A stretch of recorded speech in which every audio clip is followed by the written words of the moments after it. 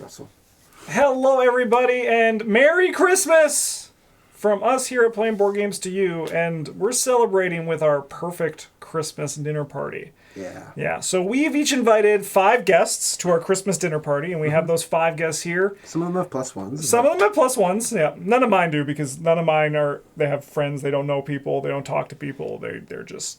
Okay. They're losers, okay? All my friends I'm inviting are losers, okay? Don't make me say it, but this is a pity. Saying the quiet part out loud. Yeah. And what I want everyone to do watching this video is I want you to let me know who your 5 dinner guests are for your perfect Christmas party as well. So I would love to see those in the comments. But why don't we dive in with Bryn's number 1. That's right, Bryn, you're starting this off. Your first invite was... Oh, yeah. So Wendy Adams is like here because she doesn't have any family. She's got no place else to go. Oh, the Christmas spirit. So she's hanging out. She's hanging out at our party and She get her own table. Yeah, the kids' table. Yeah. Yeah, it's just her. To reinforce you don't have. You can't talk to any of us. You have to go sit over there. But you're invited. Yeah. Bonus points because she also is Christmas colored. Yeah, she right? is also a Christmas theme. Man, because you just brought every Survivor rogue investigator, which would be so funny. That'd be great. I mean, I probably could have. You could have, yeah. Yeah, no, I think Wendy's. That's. Too. I thought you were gonna just be like, because there's a kid that's always brought by someone else, but I like it. The Christmas spirit. You're there to make sure that she's not like alone on doing Christmas. Whatever on the street. Kids do on the street. Throwing bricks through a window or keep her out of trouble. Coughing in the cold or whatever. What they all do. Yeah. Mining for coal. Yeah. Those as they oft do, those coal mining kids. Yeah. My number 5 is none other than, you guessed it, Wounded Bystander.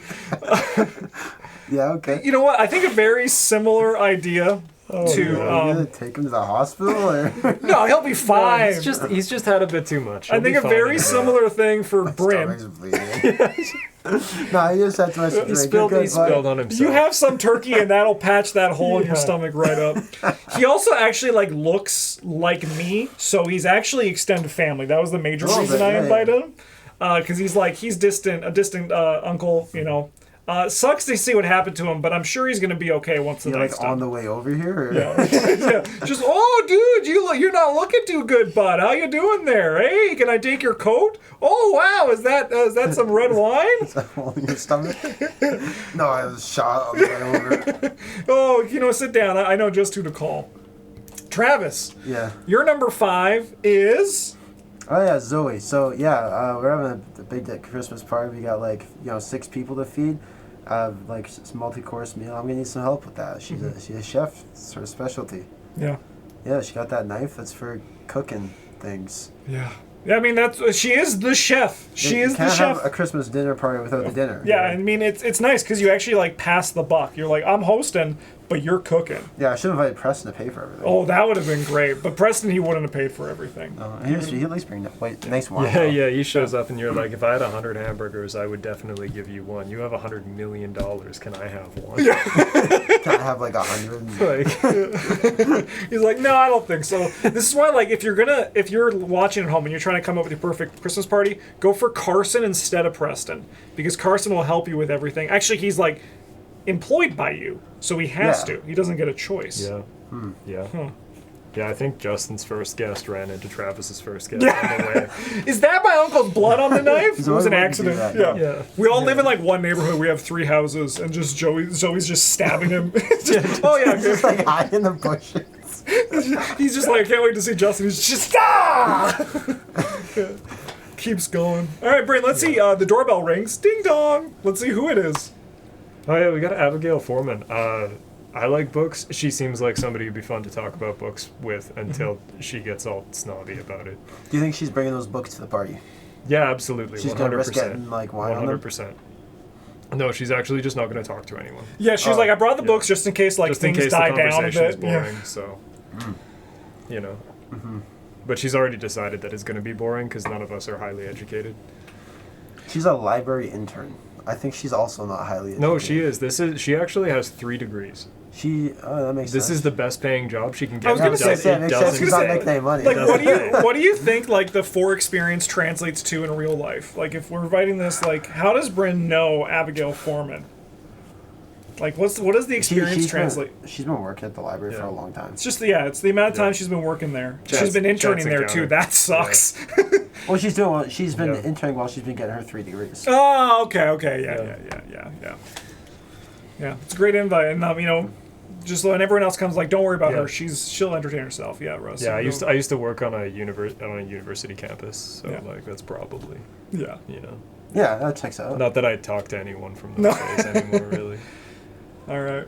My number 4 guest, I actually didn't invite them, but thank God they showed up. I called somebody, and then Vincent Lee came. Because as you remember, my uncle was stabbed by someone outside, and luckily I knew someone to call. I didn't want to invite him, but like he wasn't doing anything once again because he's a fucking loser. But he was able to come and start patching my uncle up. He's on call though. Did you call him to like come patch your uncle up, or did you invite him? I invited him, and then he was like, "Thank you so much for this. I was sitting at home all alone." And he got here, he was like, "Oh my God, that man's been stabbed." Yeah, and then I'm like, "Oh no, what happened?" He gets in the door and he's like, "There's a crazy woman in your bushes who tried to stab me." Oh my God, she got that guy. And then just immediately started going to work. Yeah, just fixed him right up. Perfect. Travis. Yeah. Your number 4 is? Avian Thrall. Yeah, so I asked Zoe to bring the turkey for dinner. And this is what she dragged into my house. Was this like... Like it's still not even alive. dead. No, Yeah, it's still alive. just- It's very upset. So like There's this is what feathers she was everywhere. like told that she had to kill, right? Like this is what her weakness is on. Like that's why she Yeah, brought it. probably or something. Yeah. Yeah. Maybe, she's actually not doing so well. She thinks that when people call her over the phone, that it's like God speaking to her. Yeah. It's good you brought her then. Can I ask Travis, just because I'm a little bit worried about your situation, Yeah. do you have a ranged firearm or spell in your house to maybe deal with this? No, but Zoe was also supposed to bring that. Okay, but did she? Yeah, probably. Okay, good. I mean, either... She's like, here, I brought the turkey. This bird comes in the house and she says, don't worry, and just pulls out a 45 and just like follows it into the next room, and you're like, okay. I mean, even if she doesn't, it's just going to take her a little while longer. Yeah. She'll be fine. Yeah. She might get a little roughed up. Yeah. I bet you avian thrall is delicious. Oh, 100%. yeah. There's like, maybe not. You know what? Would you eat it? The tail tastes really good. If this was real, would you eat avian thrall? If it was like prepared in a way that didn't evoke the image of an avian thrall, yes. Yeah, me too, 100%. I eat anything, if it's made by someone good. If I look at it and I'm like, this is a bird, I would eat it. Yeah. If I looked at it and I'm like, this is avian thrall, I'd be like, Yeah. All right, Brian, you're number 3. The doorbell rings, and it's Leo DeLuca. That's good, because he's bringing the drinks. That's, let's go. I don't think That's he's what coming he's through here the front door. No. He's like just clambering out of your basement through like the tunnel in your wine cellar. I mean, sorry, your normal cellar. It's an ordinary cellar. Yeah, it's a prohibition. because it would be illegal for it not to be. Yeah, it's just a cellar. Yeah. Yeah, Don't look. Yeah, I wouldn't. I believe you. Why would I want to go look at a Gotta boring make sure he basement? locks the door behind him because we can't have Wendy getting into the cellar. Because we might never find her again. Yeah. She'll probably just be in the barrel. Or running off through the tunnels. Oh, the tunnels. Yeah, no, you're right. Yeah, damn. definitely don't. Like, we don't do that. Why would we? Why would you have tunnels? Yeah. Yeah, we don't. I made this for personal use. Yeah. That's why I had it delivered by a professional. Yeah.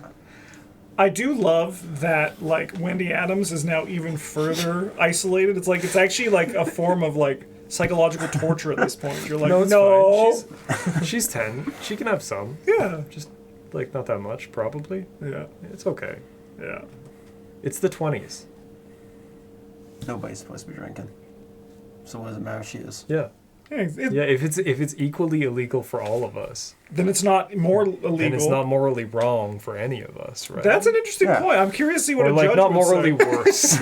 Yeah, not morally worse. Yeah. All right, my doorbell rings. Honestly, I don't even remember who's next on my. Oh, I remember! It's a magician. I hired this guy to come to the party because, like, magic is how it brings people together. And I'll feed him. That's how I'm paying him. I'm feeding him food. And also, like... I bet he does a sick trick when you answer the door. Like, you answer the door, you open up, and there's just a hat on the ground, and you pick it up, and then he's, like, in your house behind you. He's like, I think you have my hat. Ah! Just me? No way! Holy crap. Whoa. You know what? I'm actually even happier with my choice now that I have that image in my head. It's perfect. I know you have a great entrance. He's a good magician, but then he suddenly just, like... he hears the gunshots coming from your room, and he gets really grim. He's just like... I'm remembering something. Because he's a veteran. It's a joke. He's a veteran. He's a veteran. He has drama. I guess that's not a joke, but it's a joke. Trust me, it is. Okay, Joseph. You can try. It is. All right. Travis, your number 3 is Diana Stanley. Oh, yeah. So, like, I've known her since she was, like, a little girl. She's, like, my niece or whatever. And then she got caught up with a bad crowd. And then we invited her this year, and she finally decided to come. But she brought her weird friend or boyfriend or ex-boyfriend or whatever. It's complicated, she said. Yeah, I don't really want to ask too much about it, but he wears a hood all the time and doesn't let anyone see his face. But, you know, they're technically family, so she's still invited to the table for Christmas.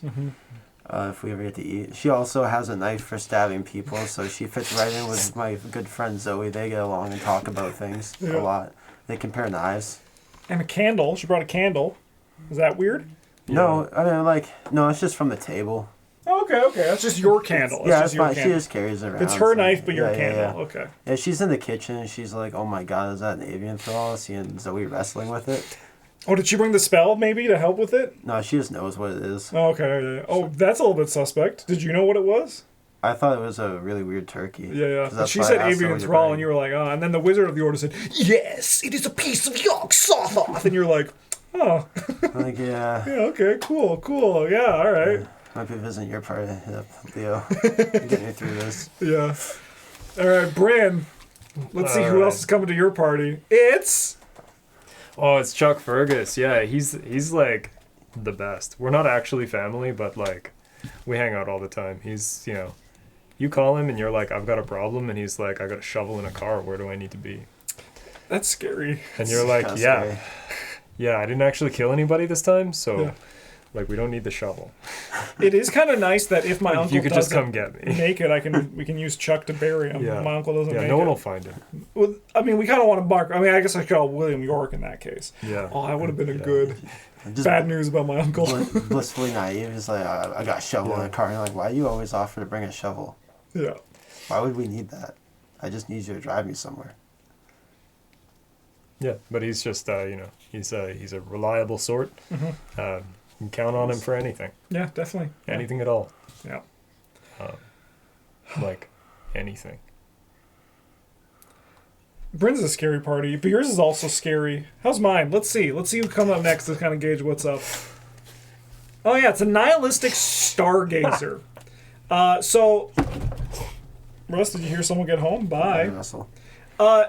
No party is complete without the person who is there to just bring the mood down, Like when the magician's here and everyone's having a great time, and then you have that one person's like, yeah, but what's the point in magic when nothing actually matters?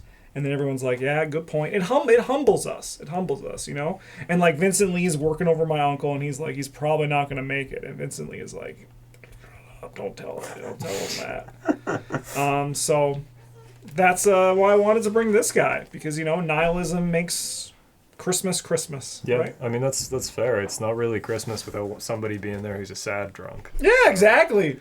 We have no alcohol in my one though, because it's illegal. Right, because it's prohibition. Illegal. Yeah, it's illegal. And your friends are like clearly not the same crowd. No, we're the fucking nerds. All right, Travis, who's your number 2? It's Dr. William T. Mellison. So I invited him because he was working on something big before, and I was interested, but I didn't get a chance to talk to him about it at the time. But now he's working on something bigger, and I have to know what it is. I think that's a great reason to invite him. I think that's great. Yeah.